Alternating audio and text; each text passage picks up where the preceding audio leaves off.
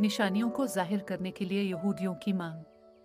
तब चंद फरीसी और मुअल्लिमीन शरीयत ने यीशु से कहा कि हमारे उस्ताद ने जिन बातों को कहा है इनको साबित करने के लिए एक मोजिज़ा पेश कर। यीशु ने कहा, बुरे और गुनहगार लोग मोजिज़ा को देखने की आरज़ू करते हैं, लेकिन इनके लिए कोई मोजिज़ा दिखाया न जाए सिवाय जो नबी यूना पर जाहिर किया गया था।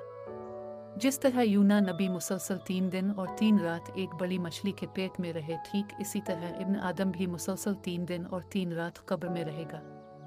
इसके अलावा इनको और कोई निशानी ना दिखाई जाएगी। हक व इंसाफ के फैसला के दिन शहर नैनवो के लोग तुम्हारे साथ खड़े हुए जिंदा लोगों के बारे में मुजरिम होने का ऐलान करेंगे, क्योंकि यूना जब तबलीग करता था तो वो अपनी जिंदगी में तब्दीली लाई थी, लेकिन मैं तुमसे कहता हूँ मैं यूना से ज्यादा मुकद्दम हूँ। इंसाफ व फैसला के दिन जनूबी इलाके की मलिका तुम सब के साथ उठ खड़ी होगी और तुम सबको कसूरवार ठहराएगी, क्योंकि वो मलिका सुलेमान की हिकमत की तालीम सुनने के लिए बहुत दूर से आई थी और मैं सुलेमान से ज्यादा मुकद्दम हूँ।